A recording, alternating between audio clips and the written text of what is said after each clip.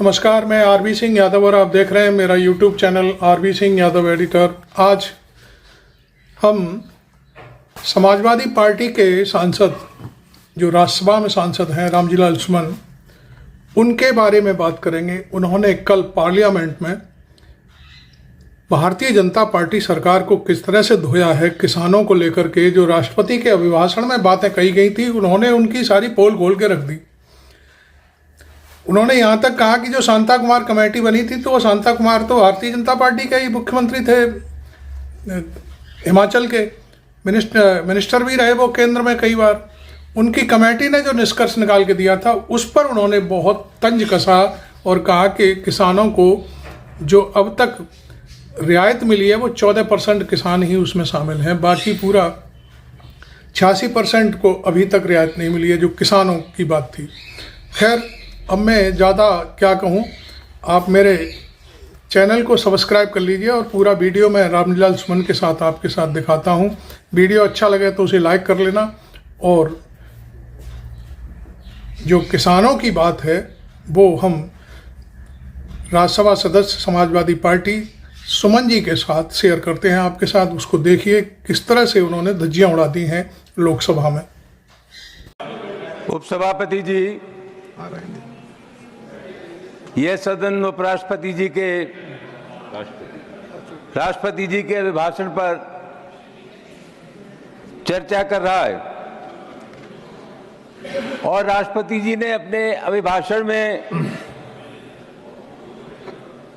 जो किसानों के लिए कहा है उसको मैं पढ़ता हूं कि किसानों की आय बढ़ाने एवं खरीफ तथा रबी फसलों के न्यूनतम समर्थन मूल्य निरंतर बढ़ाए गए हैं।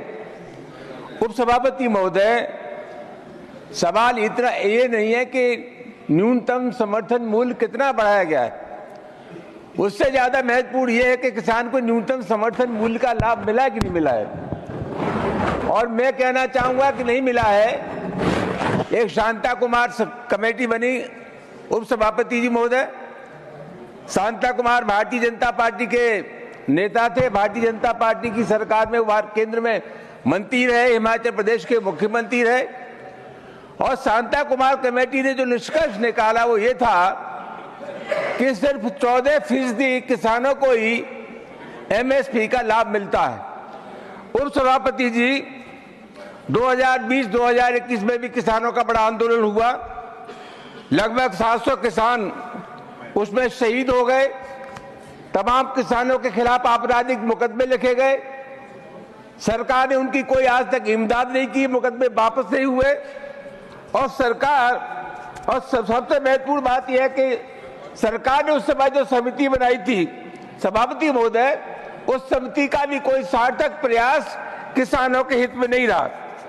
सभापति महोदय, देश में 40% लोग अभी भी कृषि से जुड़े हैं और सकल घरेलू उत्पाद में कृषि का योगदान 18% है। मैं एक निवेदन करना चाहूंगा आपके मार्फत। अभी देश में 21 लाख करोड़ रुपए किसानों पर कर्जा है और प्रति किसान पर 1,35,000 रुपए का कर्जा है। जो कारपोरेट हाउसेस हैं, अमीर लोग हैं, बड़े पैमाने पर सरकार ने उनका कर्जा माफ किया, उनको मुक्ति दी है ऋण से। सभापति महोदय, यही काम अगर किसानों के लिए हो जाता तो समझा जाता कि निश्चित रूप से किसान गरीबों की सरकार गरीबों के हित में, किसानों के हित में, लेकिन ऐसा नहीं हुआ। सभापति महोदय, एक लंबे से हिंदुस्तान के किसान आंदोलन कर रहे हैं और आपको मालूम है कि जगजीत सिंह डल्लेवाला का अनशन महीनों से चल रहा है। मैं ऐसा मानता हूं कि दुनिया की कोई समस्या ऐसी नहीं है जो बातचीत के जरिए हल हो सके, बशर्ते कि लोगों की नीयत ठीक हो। मैं आरोप लगाना चाहूंगा कि इतना लंबा अरसा बीत जाने के बाद भी जो सार्थक प्रयास भारत सरकार को किसानों की समस्याओं के दूर करने के लिए करना चाहिए था, इस सरकार ने नहीं किया है। उपसभापति जी, 2014 से लेकर के अब तक 57,160 किसानों ने आत्महत्या की है। और मजेदार बात यह है, ये जो किसानों की बात करते हैं सभापति महोदय, इतना गंभीर मामला है कि किसानों के जो भाव तय कर, फसलों के भाव तय करने वाली कमेटी है, एमएसपी तय करने वाली कमेटी है, वो कृषि मंत्रालय के अधीन एक संयुक्त सचिव होता है, वो उसकी अध्यक्षता करता है। न तो उसमें किसानों के नुमाइंदे, न कृषि विशेषज्ञ। ये बहुत गंभीर मामला है उपसभापति जी।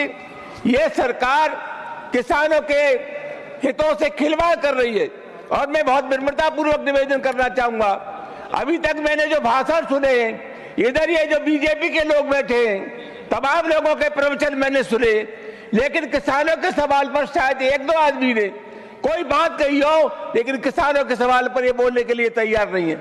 उपसभापति महोदय, मैं आपके मार्फत निवेदन करना चाहूंगा कि हिंदुस्तान के किसानों का कर्जा माफ हो, और असल सवाल ये है कि जब तक किसानों के न्यूनतम समर्थन मूल्य एमएसपी को कानूनी गारंटी नहीं दी जाएगी, तब तक किसी भी कीमत पर किसान के हालात ठीक नहीं होंगे।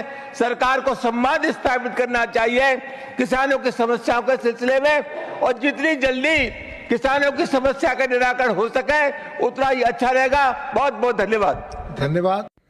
आपने देखा एक एक पॉइंट पर रामलाल सुमन ने अपनी बात कही है और बिल्कुल सत्य बात कही है, क्योंकि वास्तव में किसानों को तो कुछ मिला ही नहीं है। पिछले 2 वर्ष पहले जो किसान आंदोलन चला था वो अभी भी जारी है, और अभी मैं समझता हूँ कि हरियाणा पंजाब के बॉर्डर पर किसान धरने पर बैठे हैं। एक जो किसान नेता हैं उनकी तो स्थिति बहुत ख़राब है, उनका वजन काफ़ी घट गया है, लेकिन सरकार कुछ भी सुनने को तैयार नहीं है। और बार बार सरकार ये दुहाई देती है कि किसानों को हम बाकायदे एमएसपी है उसको बढ़ा करके हर साल बढ़ा देते हैं। किसानों की जो फसलें हैं उनके दाम को कहाँ बढ़ा देते हैं, किसको बता देते हैं, किसको लाभ मिलता है, ये कहीं पता नहीं चलता। अब के जो कृषि मंत्री हैं उन्हें तो कुछ पता ही नहीं है कि कहाँ क्या हो रहा है, बस केवल लिख कर दे दिया और राष्ट्रपति महोदया भी उसी को पढ़ देती हैं। ये बहुत बड़ी गंभीर बात है, क्योंकि सरकार किसी भी जो सांसद मुद्दे उठाते हैं उनका कोई जवाब नहीं देती कायदे से। तो खैर, आपने ये वीडियो देखा अब तक, मुझे अच्छा लगा, और आपने लाइक नहीं किया है तो कर लो, और मेरे चैनल को सब्सक्राइब भी कर लो। Thank you very much. मैं आरबी सिंह यादव।